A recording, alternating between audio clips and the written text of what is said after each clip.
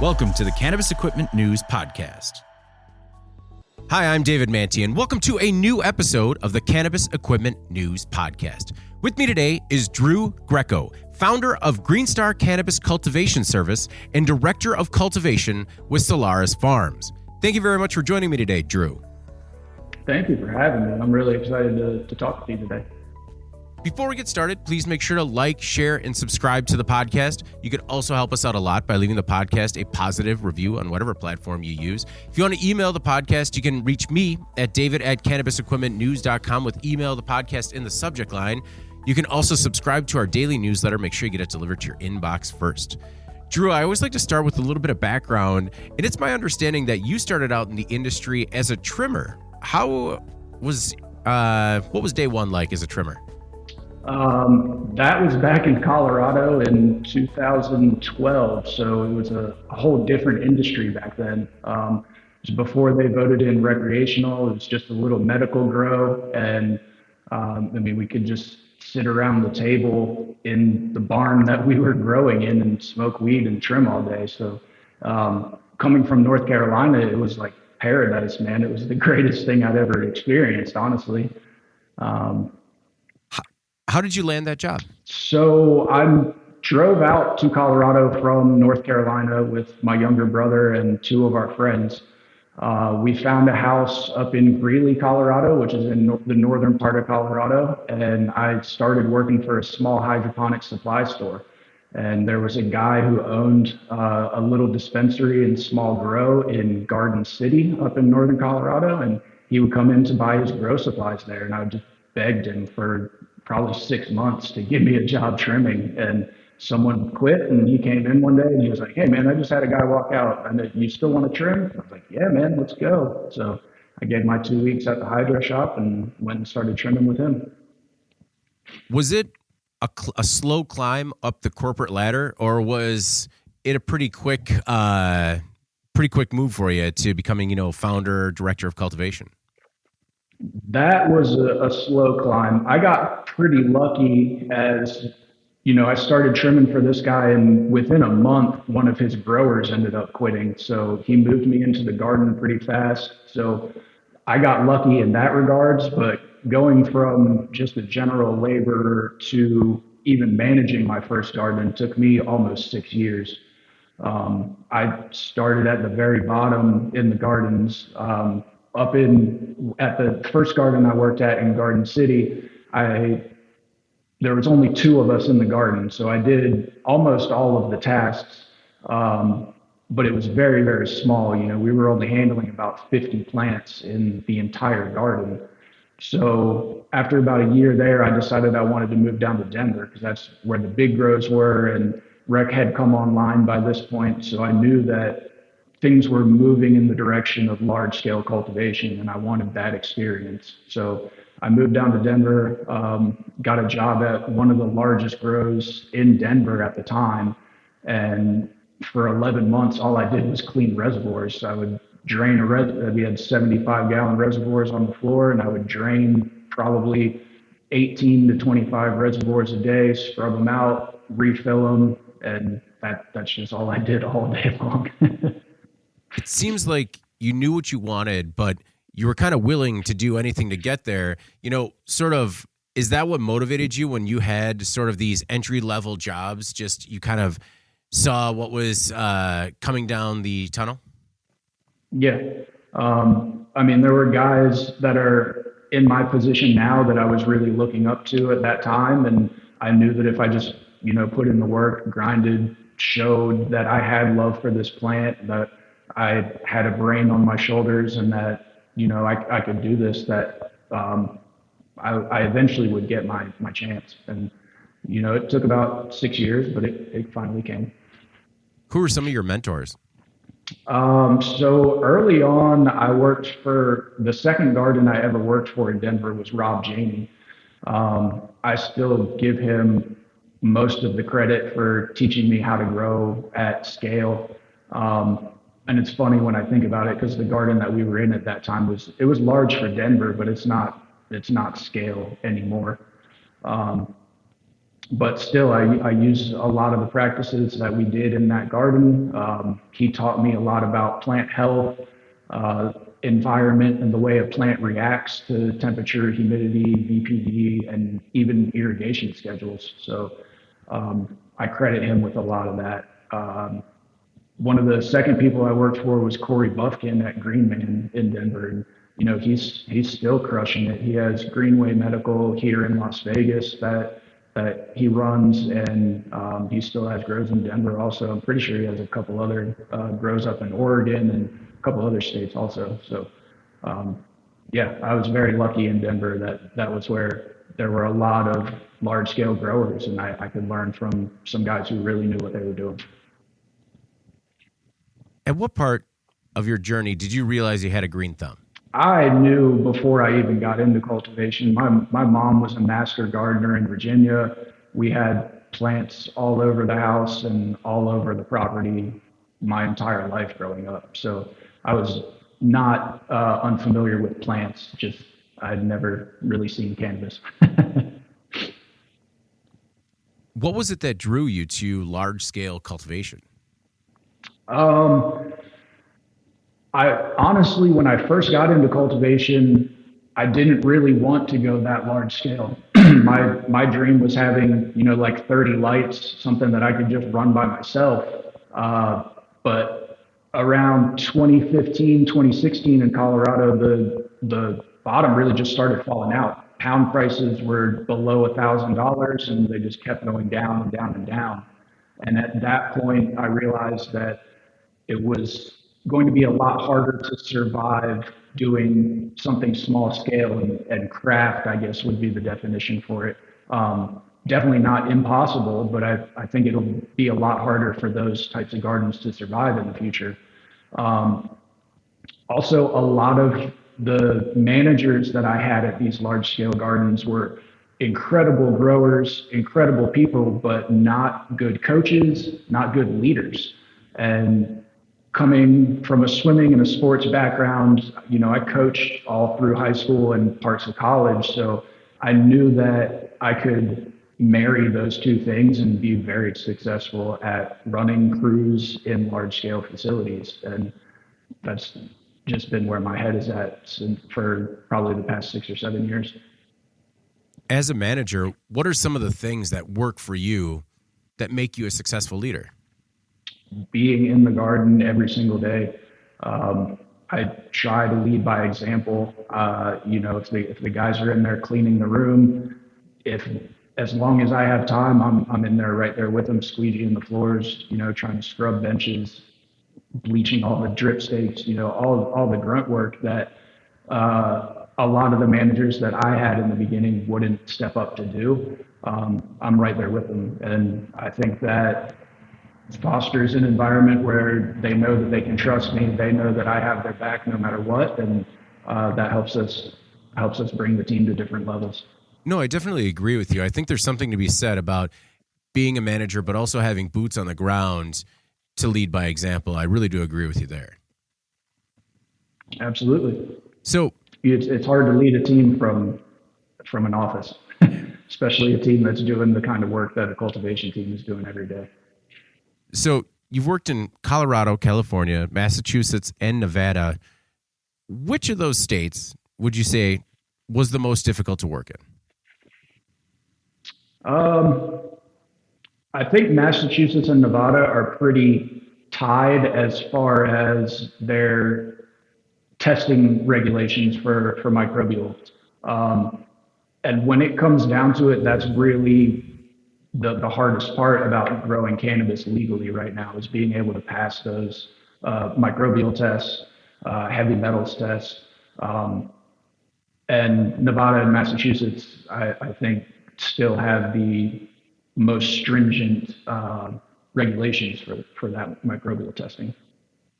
What are some of the things that you do that help make sure you're passing some of those tests?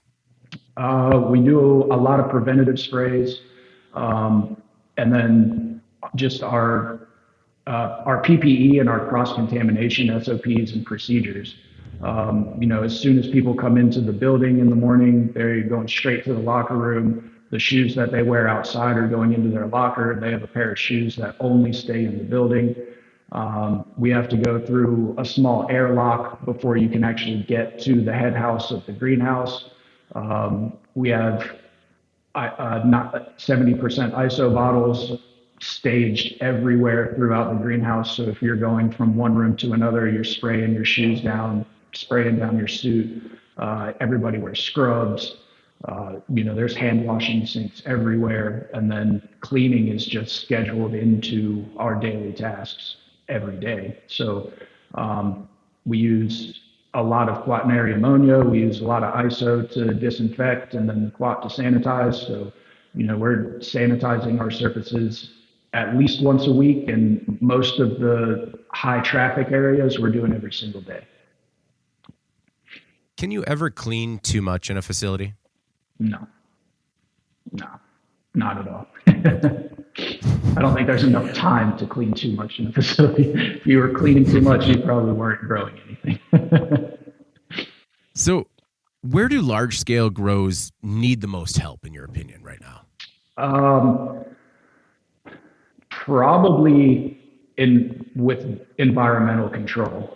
When you start getting into those huge rooms and huge bays of greenhouse, controlling the environment is a little bit tricky. And a lot of the data and the research that people are designing their grows off of come from either vegetables or flowers. And it's not the same biomass as a cannabis plant. A cannabis plant, especially when you're putting thousands of plants into a room, that transpiration is way beyond anything you see from a lettuce or really any kind of cut flower that you would be growing inside. So it's taken a little bit of catching up to for people had to fail a lot and then learn from those mistakes and spread the information, and that's where I think the biggest changes are starting to come around, and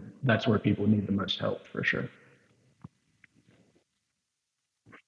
Well, that's one thing that I was interested in is that I saw that you did a lot of remote management of facilities. How are you able to sort of make sure that these grows in different areas, likely of the country, are kind of going down the right path, not making mistakes? And how are you able to remotely manage those simultaneously? It's getting much easier with the control platforms and the AI that companies are coming up with now. I've remote managed 2 facilities, and I'll say 2.5 because the large greenhouse I was at last year, I was definitely there almost every day, but I took a couple of vacations. I went to Spain for about 14 days, and I remote managed the facility from Spain for the 2 weeks that I was gone. So it is necessary to have the proper equipment. You need sensors everywhere in the room. You need multiple sensors in every room to get an accurate view of what the room is doing at all times of the day. You need your irrigation system to be on control. You need to have a way to control that from your phone or from your computer from a remote location. But what I was doing is I would wake up every morning. I'd log into my account with either GrowLink or TrollMaster, whatever was controlling the garden that I was using. Prevo was the one at the greenhouse last year. And I'm checking every single zone, making sure that we're in the parameters of where we're supposed to be for the environment at that time of day.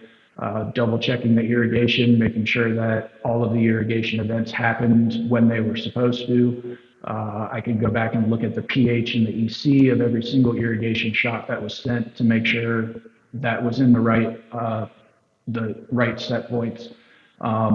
And then having someone on the ground there who understands cannabis cultivation, who has been in the facility for at least 6 months and kind of understands the equipment in there. And then I'm in full contact with them throughout the day. Usually if they have any questions about tasks that they're doing, they can FaceTime me. If they see a weird color on a leaf or discoloration or a type of bug, they can take a picture or they can FaceTime me and we can talk through it and figure out how we're going to combat it.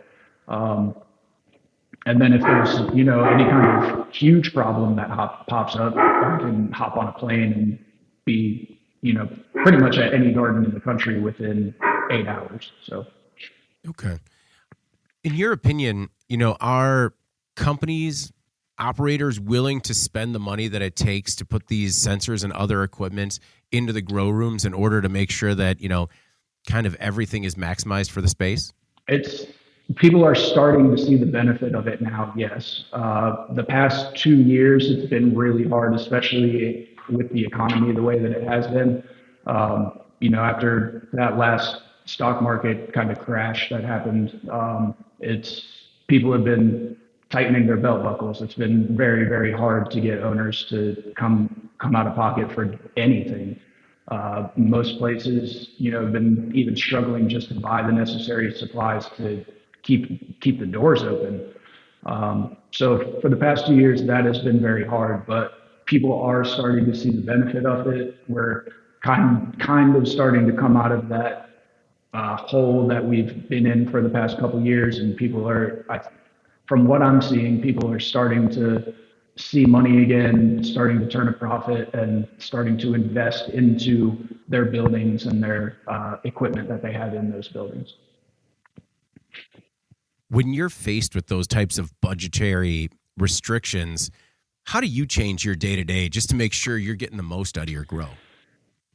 Going back to the roots of what I was doing in my basement, and that was I had zero budget at that time. So finding things that we already have in the facility that we can either get working again or kind of use to carry us through until we have the money coming in to invest in the new equipment. But usually when I take over gardens or am consulting with a garden, it's yes, they need help with the environment, but the environment is good enough that we can be profitable. Really, a lot of these gardens need help with their SOPs, their workflow, just scheduling, being able to maintain a consistent schedule of loading plants into rooms and harvesting plants and not having too much downtime between when you harvest and when you can load the next room. That's really what I see most of the large scale gardens need help with. It's and again that comes back to these growers that are only growing small amounts of plants in their basement and then get the chance to take over these large facilities and don't have the understanding of the scheduling to keep it moving and keep on a perpetual system. Is part of that just growing pains, or is that, people being a little bit out Sure. over their skis? A little bit of both. Yeah. I mean, I don't think there's a single perfect garden in the entire world. There's always going to be uh, something that is limiting, and the job of a good cultivator is to recognize where the limits are in the facility and balance out all of the other factors so that you are still giving the best environment that you can to these plants. So if there's no single perfect garden in the world, in your opinion, which one comes the closest? Ooh. There's, and again, this is just, from watching videos online, probably my top three. I think the garden in Sacramento that Miami Mango just built for an indoor facility is as close to perfect as I've seen. The greenhouse that David Polly with Preferred Gardens just built, also in Sacramento, I believe, it is it just blows my mind at what he's doing in there right now. He just had his first harvest, and it to me it looks perfect. I'm sure he can. I'm sure he's very critical of it, but for a first harvest, that was very impressive to me. And then there's a guy in Humboldt, I believe his name is Luke. He's Turk Mansion on Instagram, but his greenhouse is in his backyard, man. He has a house, And then he built just a beautiful mixed light greenhouse in his backyard. So he wakes up every day and just rolls out of bed and goes to the greenhouse. And man, that's like my dream. So Right. That doesn't sound like a bad setup. no, not at all. One thing that I saw you mention a lot, particularly online, are your proven SOPs. So can you run us through some of these proven SOPs and just kind of like, even if just a few of them that are the low? Yeah, sure. My first and very foremost thing if I take over a new garden is we do not prune and veg. My belief is that once you flip a plant into flower, the hormones and the auxins in that plant change. The plant can heal itself a lot faster in flower than it can in veg. Um, my I my thought is that if you prune more than 10% of a plant in veg, it takes at least 3 days for it to recover, sometimes 4 or 5, depending on strain. If you do that same amount of pruning in flower, that plant is going to heal itself in a day or two. And when we're doing perpetual harvest in a large scale facility, the number of harvests per year is key. If I can shorten my veg time, I can get more harvests per year. So I don't touch plants in veg. I only prune them in flower. This speeds up our veg time. I'm only vegging plants for about 24 days, and then they go right into the flower room. Um, Pruning in flower on day 7, giving the plants a little bit of time to adjust from that transfer shock from going from veg to flower. And then on that day 7 prune, really only taking off nodes and branches that are under the first layer of trellis. I do a slight defoliation in the middle of the plant at that time, really just taking off main fan leaves that are attached to the meristem. And then we do a slightly heavier defol on day 21. Indoors, I did a lot heavier of a defol than I have in the greenhouses. The plants kind of need those leaves to be able to regulate their transpiration and keep themselves cool, especially in the summer here in Nevada when we're battling that 120-degree afternoon heat. I think leaving more fan leaves on those plants helps them a lot more than it would us removing them. And then irrigation schedule. Using drybacks to steer your plants either generatively or vegetatively, and use heavier drybacks at the beginning of your flower cycle to stack node sites, promote the plant to start its flowering phase, and then switching back to a vegetative type irrigation schedule for bulking in those middle weeks, and then flushing the plant I just use half strength of my nutrient recipe for week 8, and then week 9 quarter strength for half of that week, and then RO for like the last 2 days before we flower. Have you ever had pushback from other people within the company regarding these SOPs? Sure.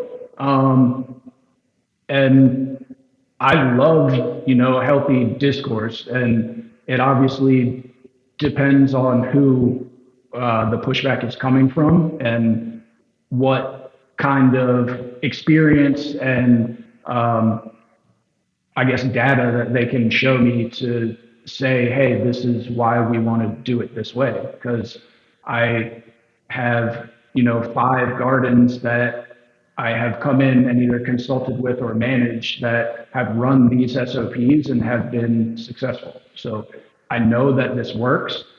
I know that there are tweaks that you have to make for each individual strain, and as we move down the line, these SOPs will mature and they'll change for each individual facility. But that's a very basic starting point where I start at every single facility, and we have successful harvests from that. So I know that if I come into a facility and I just stick to what I know we're going to be successful. And then once we are successful and everybody is in a good spot and understands what we are doing and can see the changes in the plant and can see the responses in the plant from what we were doing, then we start making more changes and we start trying to implement new techniques and different ways to even bring it to the next level.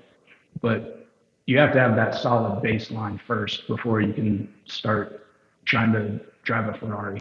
Well, I think that's that's a characteristic of a good leader, is that you have your proven SOPs, but you're willing to adapt to the situation.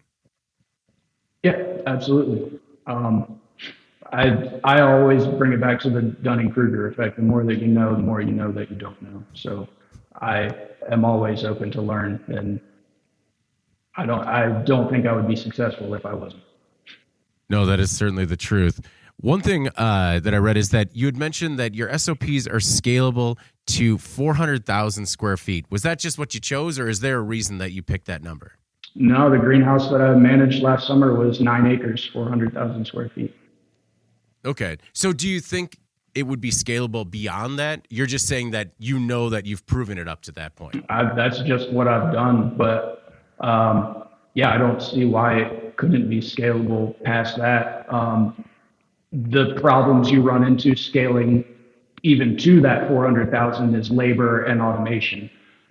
You either need a significant labor force, which costs a lot of money, or you need the automation to be able to do the labor that those people were doing. Okay. You mentioned the automation, and then you also mentioned the AI tools that you use as well. What are some of those specific AI tools that you couldn't live without, and some of the automation that you're talking about as well? So that I think AI is going to be a lot more than it is in the industry right now. But I mean, I consider any of the sensors that are collecting data and making changes to your environment based off of what they are reading, I consider that AI. So, any sensor that's in your room and says we're at 85 degrees right now, turn on the AC, or we're at 90 degrees, shut off the lights, like I consider that AI. So that I can't live without. My any kind of irrigation control, I can't live without that. There are some new companies coming out. There's a cool company called Neatleaf that does a camera that they can put into your rooms, and it can 3D map, and it has AI capabilities to detect nutrient deficiencies and bugs and pathogens and stuff like that. I think that that's going to be a huge tool for large scale cultivation just on the IPM scouting side. With the greenhouse I was running last summer, we had 10,000 plants in each zone. So sending one person in to scout that zone is like looking for a needle in a haystack. It's almost pointless. So having AI that has better eyes than people and can easily detect problems almost before they occur is going to be huge. Well, I think that's a really good point, is that for the longest time, we've had this data, right? But it's always been the problem with big data is just like, okay, now I can't manage it. But I think that AI makes it smarter, is if built correctly, can be more intuitive in terms of like crop steering, other decisions that you make in the grow that you otherwise maybe wouldn't have thought of, just because it's drawing from a greater pool of resources.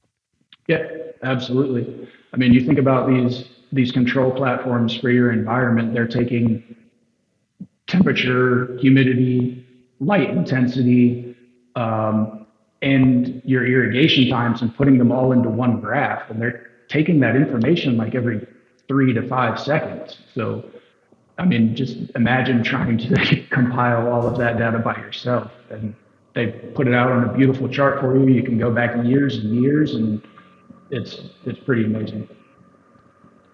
I was curious about what you do when it comes to buying new equipment. What is your equipment procurement strategy? It depends on the size of the equipment.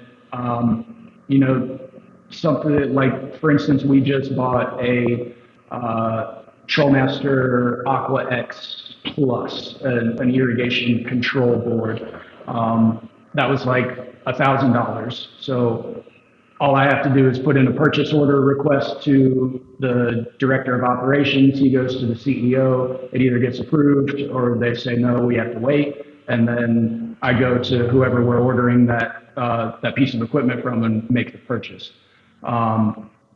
Something like all new lights or like a real high-tech fertigation system that's going to cost us a couple $100,000, then we're sitting down with the company that we're buying it from. They're meeting our CEO. We're talking about ways that we can pay them up front and then do some kind of financing or something like that. That's usually the process that we're going through. So how did you come to your new role as director of cultivation of Solaris Farms? I got pretty lucky, actually. A buddy of mine that I've just known through the cannabis industry online for a few years actually started at their Solaris' production license up in Pahrump. It's about 45 minutes from here. And he posted on his Instagram that they were looking for a director of cultivation. And in December of last year, the garden that I was working for last summer ended up shutting down. It was just way too big. They didn't have the automation and they couldn't afford the labor force that they needed to keep that thing running. So they shut down in December and I was looking for a position. They needed a director of cultivation. So I sent them my resume and it luckily worked out. What's it like being a part of a company as it comes to an end? Is it trying to do whatever you can to save it, or did you sort of see the writing on the wall? It was both. I loved the lady that I was working for. I think she was an amazing human being. I was with them for 11 months, and for I think at least 10 of those 11 months, they were looking for investment. And they had people that were coming in. I was giving tours to all these different groups, and they were really just kicking the tires. And after 10 months of people looking and not wanting to put money in, I could see that it just wasn't going to happen. But at the same time, I loved that greenhouse. What we were doing in there, a lot of people said that it couldn't be done. And that was a great feeling to produce really high quality, clean cannabis out of that facility when everyone was saying that it couldn't be done. Yeah. So I guess to be more specific, what were you doing that other people said couldn't be done? Just that large scale. When I took over, especially the way that greenhouse, the shape that greenhouse was in before I took it over, they were failing microbial tests. I think about 70% of the product that they were testing was failing. They had completely shut down the greenhouse before I started, took all of the plants out, did a deep clean, replaced all the irrigation lines because they had biofilm buildup in them that was leading to reasons for why they were failing these microbial tests. So just the history of that greenhouse and the history of what had been produced in it before, a lot of people were telling me not to take that job. So how long did it take you to right the ship? And is there a part of you that kind of just wishes you had a little more time? I really wish we had more time there. Absolutely. So the guy who was running the greenhouse when I got there, John Capretta, he's an amazing grower. He's really good with systems. He graduated from Penn State with a greenhouse degree, a degree in greenhouse. I'm not sure if it was greenhouse automation or I can't remember, but he was running Priva. He knew everything about the chiller park and the boiler system and, how to control the vents on the roof and use the heat pipes on the floor to push the humidity out of the building throughout the day. So he had them in a really good spot. it was just too much for him to stay on top of all that and manage the crew day to day. So when I was hired, I was literally just hired to run the crew and run day to day operations. So it took a lot off of my plate, not having to worry about the environment and not having to worry about the irrigation. I would, tell him if I was in a room, hey man, it's 5 degrees hotter than I think what we wanted in here. And he would do his thing on the computer and the greenhouse would just respond to what he was doing. So that put us in a great position.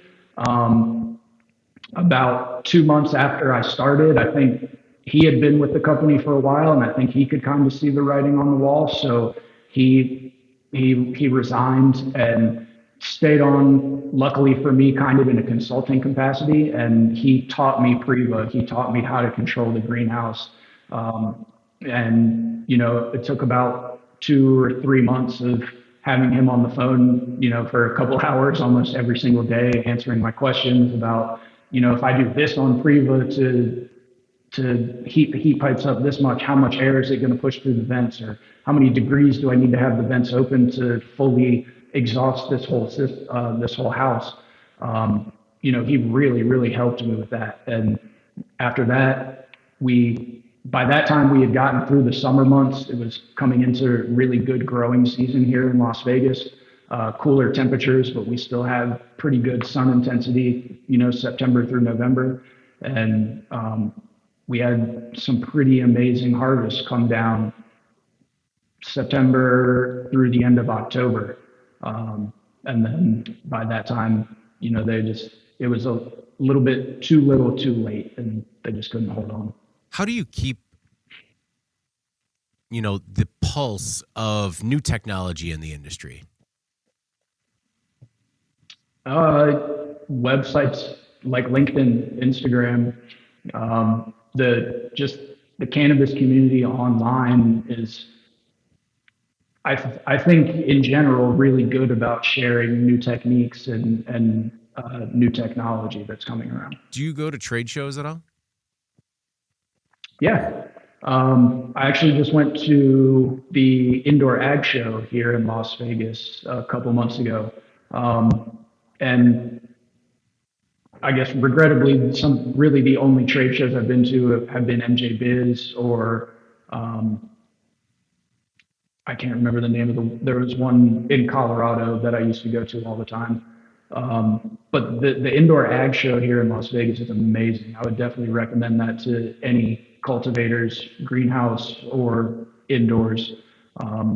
It was a lot smaller than MJ Biz, and it was real cultivators there. It wasn't, the glitz and glam and celebrity of MJ Biz, where you're walking around to a lot of people that don't really know what they're talking about. It was real cultivators, real people that work with cultivators and understand cultivation. And I came out of that conference with a lot of new information, and I was really happy about that. So when you're at a show like that, are you more like kid in the candy store, or are you more like, oh, if only I had the budget? Both. Both. Walking around pretty wide-eyed at some of the technology and things that people are introducing, and then thinking, oh man, I wish we had the money to spend on this right now. So, in your opinion, what is the perfect recipe for cannabis? Whew. It's got to include love. That's the one thing that I've seen at every facility that I've been in. If there's a bunch of people there that are just doing it for a paycheck and really don't care about the plant or the product that's coming out, it's going to show in the product that they produce. You get a team that really cares about what they're doing, cares about the plant, and cares about the product that they're putting out to the customer, then it's going to show. Okay. So you don't want to give away the secret sauce. I mean, there really is no secret sauce. I use Front Row Nutrients. I use EvoCore Cocoa. You can see it on any of my pages. I don't run secret recipes. Like the mix chart that they give me is what I'm feeding my plants. I use Impello Biosciences Continuum for microbes. That's it. I really Okay. don't think there's like a secret nutrient sauce or a secret input that anybody is using that is giving them more THC or more terpenes. If you're giving them the right environment, if you're growing healthy plants and you're drying and curing it properly, you're you're going to be in a good spot. So in your 12 years, is there a particular grow or end product that you would consider your crowning achievement thus far? Um, I wouldn't say crowning achievement. There have definitely been batches and test results and flower that has come back that I've been very, very impressed with. Um, our Sunset Sherb that came out of the greenhouse in October of last year hit 30%. We had 3% terpenes. I forget what the top three terpenes were on that strain, but if I'm in that 3 to 4% terpene and 25 to 30, I'd say above 20% and 3 to 4% terpenes, then I am happy with that product that is going to the customer. Okay. When did you start posting every Tuesday? Is it Triked Out Tuesday? No, I can't take credit for that. I'm pretty sure that was Nick Scalfani who started that one. Um, but I like the hashtag. It's I've had a page on LinkedIn for almost 10 years now. Yeah, like 9 years now. And the cannabis industry really just got on LinkedIn like last year. It really just blew up last year. And so seeing people on there that are really posting pictures of flower and, promoting what they're doing, it's been awesome. So yeah, that's a cool little post to do on Tuesdays. One thing that I've noticed about the industry is how collaborative it is. Do you feel the same way? Is there a lot of collaboration? Are you working with a lot of your colleagues in terms of how you could collectively do it better? I'm trying to. That's one of the biggest things that I think is kind of lacking in the industry. You see it in certain parts, and I really think that the people that are successful and are going to be successful moving forward are the people that are making the right partnerships and are helping to promote each other. You see a lot of people that are very protective of their IP, but they're doing the exact same thing that the guy down the street is doing. Um, if if they were talking to each other and promoting each other, double the people would know about what they were doing. And I think that there's enough room in the industry for us to share that space. I don't think we all need to be fighting over it. So I know that as a director of cultivation, there typically aren't enough hours in the day to do the job that you want to do. But do you find any time to look at the legislative side of things and, how legalization efforts are going in the United States? Not Probably not as much as I should. I follow the headlines and I'll dig into stuff a little bit at times, but I mean, right now from the whole Schedule 3 thing, all I'm seeing is a lot of fear mongering and, people saying that all the medical programs and recreational programs are going to get shut down and big pharma is going to take over and but I've heard all the same things every time a rec state voted for recreational cannabis, and that hasn't happened. I mean, weed was federally illegal before the state started making their laws. I really don't see any state taking back the millions of dollars in taxes that they're getting now just because it's rescheduled. Um, but then again, I'm not a politician and I don't really know the the way those laws work. So I mean, maybe it gets rescheduled and everything gets shut down the next day, but I don't see that happening. Okay, so maybe not on the legislative side of things, but how would you describe the state of cannabis cultivation right now? Um, in a good place, but it's on a slippery slope.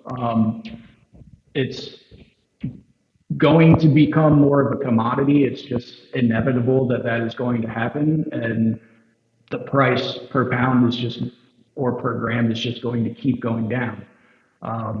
The cultivations that have strong teams, strong SOPs, efficient workflow, efficient SOPs, those are going to be the farms and the companies that thrive and make it in the future. It's going to go the direction of big ag. There's going to be some small craft facilities that have good following now that are going to be able to stay alive, I think, but it's going to be very few and far between. There's going to be huge grows, and they're going to be pumping out a decent product that can be sold anywhere. As it becomes more of a commodity, do you see yourself staying with those large grows or potentially going back to the craft side?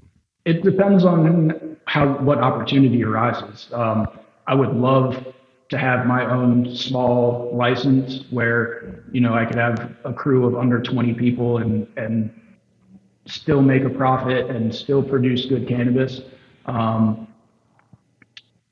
But from what I've seen in the states that are going legal and allowing licensure, it's almost impossible to get a license in the states now.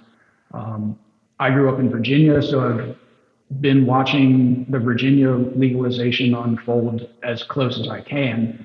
And, you have to have, it's like a $60,000 non-refundable application fee. You have to own the building before you apply, and it has to be in a zone that is zoned for cannabis cultivation. So, if you live in another state and are trying to go back to the state that you grew up in, it's going to be very hard because I don't have property there. I don't know a lot of people that have property there. And if I do, what are the chances of them having property in a zone where we can grow at? And then what are the chances of there being a building there already that we could grow at, or anyone giving me or throwing in with me on the $60,000 that they could just lose if we don't get a license. So that the regulations make it really hard to open up a small cultivation just in general right now. Well, Drew, I really do appreciate you taking the time, and I really do appreciate you sharing your insight with the Cannabis Equipment News listeners. Before we get out of here, is there anything else you want to make sure the CEN audience knows either about yourself or your work with Green Star or Solaris? No, you guys can follow me at Green Star Grower on Instagram. Just Drew Greco on LinkedIn if you guys are on LinkedIn. You can follow Solaris Farms on Instagram. We don't have a lot of new content up right now. We're starting to do a rebrand of the brands that we carry and that we are producing out of the greenhouse at Solaris Farms. So you can follow them and just pay attention. We're going to be dropping a whole bunch of cool stuff this year. Is there anything that you could share in particular that you're really excited about? We don't have signatures on the contract yet, so no. But oh man, there's a good partnership in the works with a very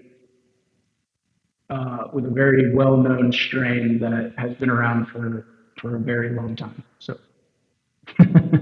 Well, if and when that news breaks, please let me know so we can make sure we share it with the audience. I will, absolutely. Thank you for having me. I had a great time. All right, Drew.